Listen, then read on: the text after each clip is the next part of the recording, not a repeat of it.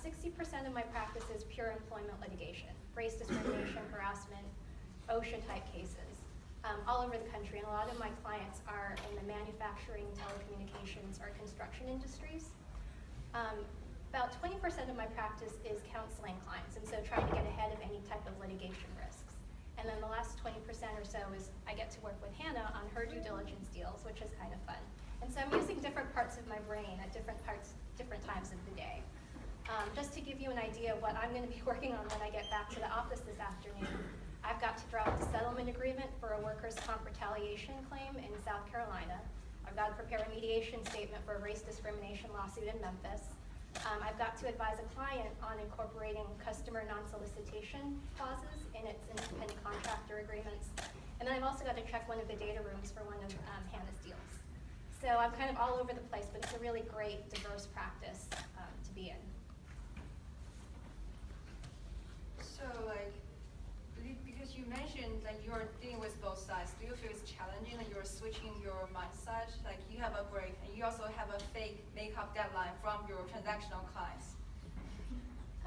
No, I actually find it's kind of nice when you've been writing a brief for like 4 or 5 hours to kind of take a break and like look at an employee handbook and just kind of like identify red flags, or work on a lot of our settlement agreements. We do have templates that we use, so that kind of gives me a nice break from having to like use my brain and it hurts and all that stuff. So I like being able to switch among the different tasks. It kind of gives me a way to basically just, if I'm tired of something, I could go work on something else and I still have plenty of work to do. So it works out well for me. What about Hannah? Sure. So I'm an associate in our mergers and acquisitions, securities, and corporate group. This morning I had an $800 million closing, so that was exciting. When I get back to the office, I'm going to be working on post-closing redemption bond resolutions, finance documents for a couple loan deals I have, just a variety of stuff. We tend to work with large companies, as Noel said, acquiring other entities.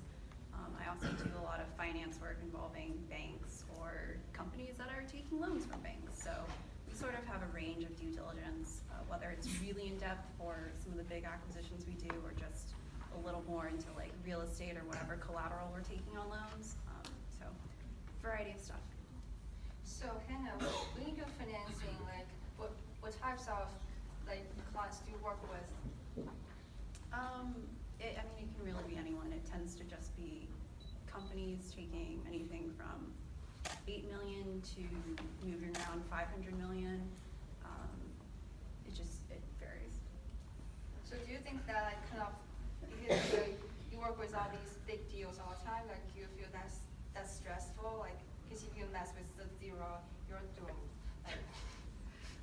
The nice thing about being on corporate teams, I would say, is you get to work with a lot of people. So it's usually, we have specialists from the L&E team, we have specialists from benefits. There's always someone we can reach out to who will help double check, make sure everything's good.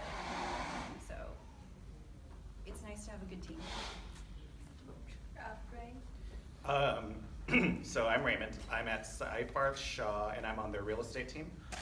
It's a commercial real estate practice, and I think if they were all, what I would say is I'm too junior to be working on anything really cool yet. So real estate is dirt, paper, steel, and buildings. So right now, I would say my practice is 25% sheer terror and panic, 25% of me making sure I don't look like I'm terrified and panicking, and the remaining 50% would be like looking at my firm and my office and my team to folks like them, someone that's 2 years in practice, a more senior associate, a partner, or a client, and me finding out how I can make their lives easier.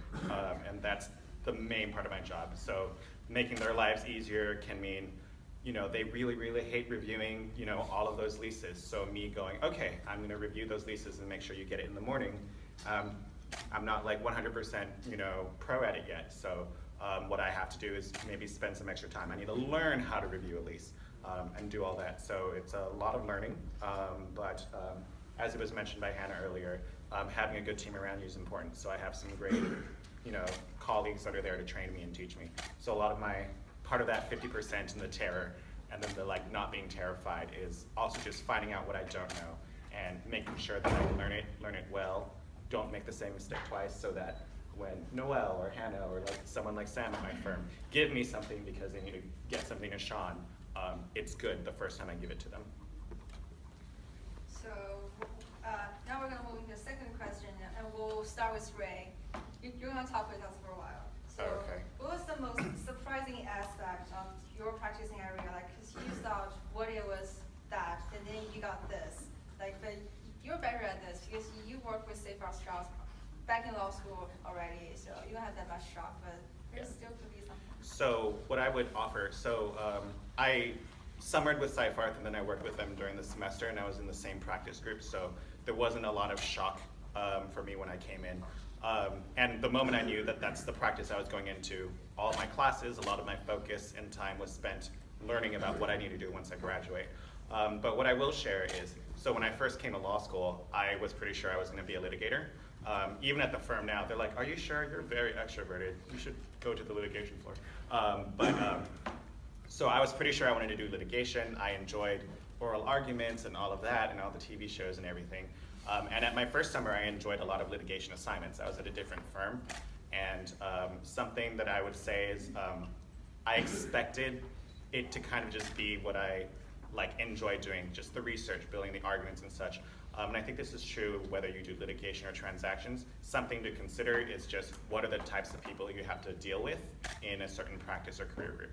So what I saw with the litigators was, oh, when opposing counsel calls you, it's not a great call. You can't be like 2 minutes late to that. Like, it's gonna be a certain way. When your client calls you at 10 p.m., something probably happened, right? If you need to give a call out or you need to send an email out, there's a certain expectation in a litigation practice.